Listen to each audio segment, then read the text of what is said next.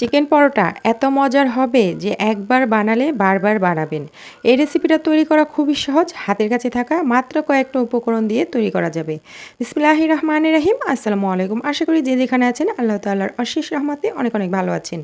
আজকের recipe chicken পরোটা। প্রথমে 2 cup ময়দা নিয়েছি, স্বাদ অনুযায়ী লবণ দিয়ে দিলাম। এরপর দিয়ে দিচ্ছি এখানে তেল। এখানে প্রায় 1.5 টেবিল চামচ পরিমাণে রান্নার তেল দিয়েছি। দিয়ে হাত দিয়ে খুব ভালো করে মেখে নিতে হবে। আচ্ছা, এখানে আমার একটা জিনিস স্কিপ হয়ে গেছে। আমি মেখে নেওয়ার সময় 2 চা চামচ চিনি ব্যবহার করেছিলাম, সেটা ভিডিওটা কেটে গেছে। তো আপনারা অবশ্যই এখানে 2 চা চামচ চিনি ব্যবহার করবেন, এতে করে খেতে একটু মিষ্টি মিষ্টি লাগে, সেটা স্বাদটা ভালো আসে। তো খুব ভালো করে হাত দিয়ে মেখে নিয়েছি। এখন এইখানে দিয়ে দিচ্ছি পানি। এটা হচ্ছে কুসুম গরম পানি। পানিটা নর্মাল পানিও না, আবার একদম গরমও না, একটু কুসুম গরম পানি দিয়ে হাত দিয়ে খুব ভালো করে মেখে নিচ্ছি। এই পরোটাটা চাইলে আপনারা আটা দিয়েও তৈরি করতে পারেন, তবে ময়দা দিয়ে বেশি ভালো হয়। খুব ভালো করে মেখে নিয়েছি, একদম এরকম সফট একটা ডো তৈরি হবে। তো এখন হচ্ছে এটার উপরে একটু তেল দিয়ে দিচ্ছি, যাতে করে উপরটা ড্রাই না হয়ে যায়। এখন এটাকে ঢেকে রেস্টে রেখে দিতে হবে 10 মিনিটের জন্য। তো 10 মিনিট পর ফিরে আসছি। এদিকে আমি এখানে তৈরি করে নিচ্ছি চিকেনের পুর। প্রথমে কড়াইয়ের মধ্যে অল্প একটু তেল দিয়ে দিয়েছি, এরপর দিয়ে দিচ্ছি পেঁয়াজ কুচি। এইখানে পেঁয়াজের পরিমাণটা একটু বেশি দিলেই ভালো হয়। তো পেঁয়াজটাকে দিয়ে এটাকে নেড়ে চেড়ে নরম করে নিব। খুব বেশি ভেজে ফেলবো না, পেঁয়াজটা যাতে করে নরম হয়ে যায় সেই পর্যন্ত ভেজে নেব। এই পর্যায়ে এখানে স্বাদ মতো লবণ দিয়ে দিচ্ছি, এতে করে পেঁয়াজটা দ্রুত নরম হয়ে যাবে। তো এই তো পেঁয়াজটা নরম হয়ে গেছে। এখন আমি এখানে দিয়ে দিচ্ছি চিকেন। এইখানে মুরগির বুকের মাংস, হাড় ছাড়া মাংস আমি ছোট ছোট টুকরো করে কেটে নিয়েছিলাম, সেটা দিয়েছি। আর এখানে কিছু কাঁচামরিচ কুচি দিয়ে দিয়েছি। দিয়ে কিছুক্ষণ তেলের মধ্যে ভেজে এর মধ্যে 1 চা চামচ আদা রসুন বাটা দিয়ে দিলাম। দিয়ে মিশিয়ে দিচ্ছি, যাতে করে আদা রসুনের কাঁচা গন্ধটা চলে যায়। এখন এর মধ্যে একে একে বাকি মশলাগুলো মিশিয়ে নিব। তো এখানে 1/2 চা চামচ ধনিয়া গুঁড়া, 1/2 চা চামচ জিরার গুঁড়া, 1/2 চা চামচ দিয়ে দিব গরম মশলার গুঁড়া। এরপর এইখানে দিয়ে দিচ্ছি মরিচের গুঁড়া 1/2 চা চামচ পরিমাণে। এখানে একটা ম্যাগি মশলা দিয়ে দিচ্ছি, মানে 5 টাকা দামের যে ম্যাজিক মশলাগুলো পাওয়া যায় সেগুলো। এরপর দিয়ে দিলাম টমেটো সস 1 টেবিল চামচ পরিমাণে। এরপর 1 টেবিল চামচ পরিমাণে দিয়ে দিচ্ছি সয়া সস। তো এই চিকেনের পুরটা যতটা মজার হবে, আপনার চিকেন পরোটাটা কিন্তু ততটাই মজার হবে। তো এটাকে মজা করে রান্না করে নিতে হবে। সবগুলো মশলা একসাথে দেওয়ার পরে খুব ভালো করে মিশিয়ে দিচ্ছি। এরপর এখানে কিছুটা পানি দিয়ে মশলাটাকে আমি কষিয়ে নিব। খুব ভালো করে মশলাটাকে কষিয়ে নিতে হবে, যাতে করে এর মধ্যে থাকা কোনো মশলার কাঁচা গন্ধ না আসে। তো এখানে অল্প কিছুটা পানি দিয়েছি। এরপর হচ্ছে এটাকে ঢেকে রান্না করে নেব, যাতে করে চিকেনটাও সেদ্ধ হয়ে যায়, মশলাটাও কষিয়ে যায়। তো এখানে ঢেকে দিলাম। কিছুক্ষণ ঢেকে রান্না করেছি। যখন তেল ছেড়ে আসবে, এটা একদম ভুনো ভুনো হয়ে যাবে, তখন এটাকে নামিয়ে নিতে হবে। এরই মাঝে কিন্তু আমি কয়েকবার নেড়ে চেড়ে দিয়েছি, যাতে করে পুড়ে না যায়। আর এই পর্যায়ে যখন একদম মাখা মাখা অবস্থায়, তখন আমি এইভাবে একটু চিকেনগুলোকে ভেঙে ভেঙে দিচ্ছিলাম, যাতে করে বড় বড় টুকরো না থাকে। তো এই যে যখন তেল ছেড়ে আসবে, এটা একদম ভুনা ভুনা হয়ে যাবে, তখন এই পর্যায়ে সব কিছু টেস্ট করে নিতে হবে। এটা একদমই তৈরি হয়ে গেছে, নামিয়ে ঠান্ডা করে নিতে হবে। এখন আমি আগে থেকে যে মেখে রেখেছিলাম ময়দার ডোটা, সেটাকে নিয়ে নিলাম। নিয়ে খুব ভালো করে এটাকে হাত দিয়ে আবার একটু মেখে নিচ্ছি। তো 10 মিনিট রেস্টে রাখার ফলে কিন্তু এটা অনেকটাই সেট হয়ে যায়। এখন আমি এটাকে লেচি কেটে নিচ্ছি। পরোটাটা যত বড় খেতে চান, ছোট বড় নিজেদের পছন্দ মতো করে লেচি কেটে নিতে হবে। এরপরে হাতের মধ্যে নিয়ে এইভাবে একটু গোল করে দিচ্ছি। সবগুলো এভাবে গোল করে একটু ঢেকে রেখে দিতে হবে, যাতে করে এগুলো ড্রাই না হয়ে যায়। তো এরপরে হচ্ছে আমি পরোটাগুলো তৈরি করে নেব। তো পিঁড়ির মধ্যে আমি একটু তেল মেখে নিয়েছি। এরপরে হচ্ছে হাত দিয়ে এভাবে একটা ডো নিয়ে নিলাম। এখন বেলে পাতলা একটা রুটি তৈরি করতে হবে।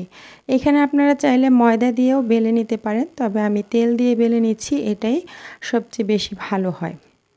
তো এরকম একটা পাতলা রুটি বেলে নিয়েছি। এখন হচ্ছে চিকেনের পুরটাকে দিয়ে দিচ্ছি। তো পছন্দ মতো কম বেশি করে দেওয়া যাবে। ঘরে যেহেতু তৈরি করছি, সেক্ষেত্রে নিজেদের পছন্দ মতোই কিন্তু এখানে সব কিছু ব্যবহার করা যাবে। তো দিয়ে এখন আমি এই যে এক পাশ থেকে রুটিটাকে উল্টে দিচ্ছি। তো আপনারা ভিডিওতে দেখেই বুঝে নেবেন এই কাজটা খুবই সহজ। এইভাবে করে হাত দিয়ে রোল করে নিচ্ছি।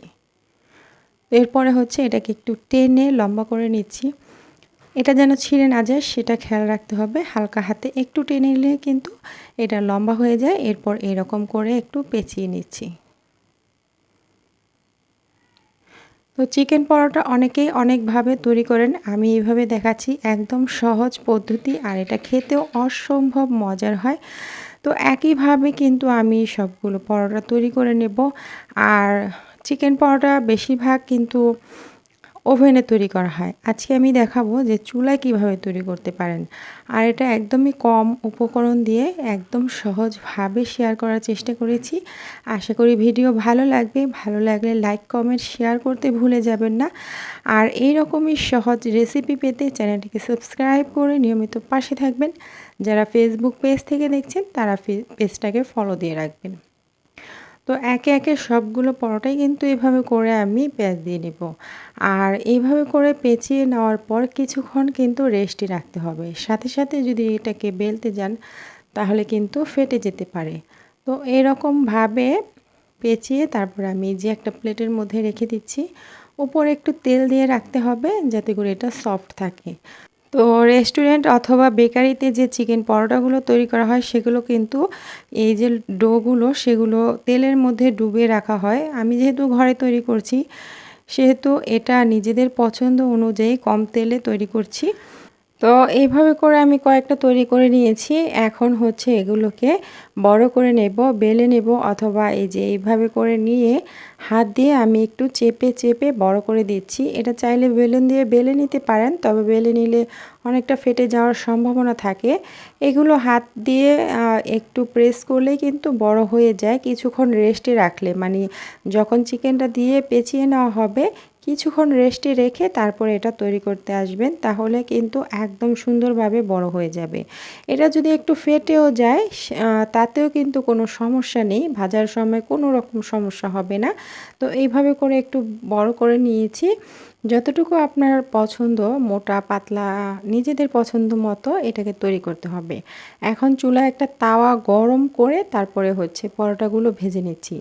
এমনি নর্মালি আমরা যেরকম পরোটা ভাজি এগুলোকে আমি সেভাবে ভেজে নেব কম তেল দিয়ে, তবে আপনি চাইলে এটা ডুবো তেলে ভাজতে পারেন।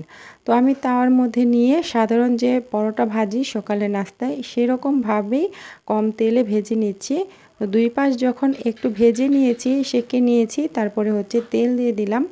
তো একটা পাশ যখন হয়ে যাবে তখন উল্টে দিব। এটাকে উল্টে পাল্টে সুন্দর করে গোল্ডেন ব্রাউন কালার করে ভেজে নিতে হবে। তো এই পরোটাটা খেতে অনেক মজার হয়েছিল আর এটা এতটাই সহজ, মানে যে কেউ তৈরি করতে পারবেন আর খেতেও অসম্ভব মজার। রোজ রোজ একই খাবার না তৈরি করে বাচ্চাদের জন্য এক এক দিন এক এক রকম খাবার তৈরি করলে কিন্তু বাচ্চাদের যে খাবারের চাহিদা সেটা অনেকটা বেড়ে যায়। যাই হোক, আমি এটাকে ভেজে নিয়েছি আর নামিয়ে নিচ্ছি। এখন একইভাবে সবগুলো পরোটা ভেজে নেব। তো তাওয়ার মধ্যে দিয়ে আমি সবগুলো পরোটা ভেজে নিচ্ছি। দেখতে পাচ্ছেন এই যে একটা পরোটা একটু ফেটে গেছে। তো এটা ফেটে যাওয়ার কারণে কিন্তু কোনো সমস্যা হবে না। একটা পাশ যখন হয়ে যাবে, একটু শক্ত হয়ে যাবে তখন উল্টে দিচ্ছি। আপনারা চাইলে কিন্তু এই পরোটাগুলোকে ওভেনে বেক করে নিতে পারেন। এই যে তাওয়ায় ভাজছি এটা না ভেজে ওভেনে দিয়ে তারপরে বেক করে নেবেন। তো সবার বাসায় তো আর ওভেন থাকে না, তাই তাওয়ায় কিভাবে তৈরি করতে পারেন সেই পদ্ধতিটাই আজকে শেয়ার করেছি। সকালের নাস্তায় এই পরোটাটা অনায়াসে তৈরি করতে পারেন। এটা বাচ্চাদের টিফিনেও দেওয়া যাবে। এটা বাসায় যে কোনো মেহমান আসলে কিন্তু এই পরোটা তৈরি করতে পারবেন। যাই হোক, আমি একে একে পরোটাগুলোকে এভাবে করে ভেজে নিয়েছি। এখন এগুলোকে নামিয়ে নিচ্ছি। তো মাশাআল্লাহ, পরোটাগুলো কিন্তু খুবই সুন্দর হয়েছে। এগুলোকে নামিয়ে আপনি পরিবেশন করতে পারেন টমেটো সস দিয়ে অথবা এমনিতেই। আমি একটা ডিম দিয়ে মেয়োনেজ তৈরি করে নিচ্ছি একটু অন্যরকমভাবে। একটা সিদ্ধ ডিম দিয়ে দিলাম, সামান্য একটু লবণ, 1 চা চামচ চিনি, এরপর দিয়ে দিচ্ছি টমেটো সস 2 চা চামচের মতো। এখানে দুই চা চামচ পরিমাণে গুঁড়া দুধ অ্যাড করেছি। এরপর দিয়ে দিলাম ভিনিগার এখানে প্রায় 1 চা চামচের মতো, এরপর অল্প একটু পানি দিয়েছি।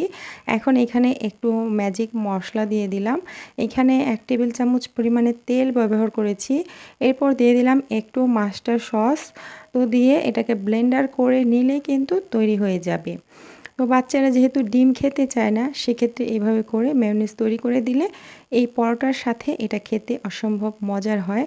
তো আশা করি রেসিপি ভালো লেগেছে। আজকে বিদায় নিয়ে নিচ্ছি। আল্লাহ হাফেজ।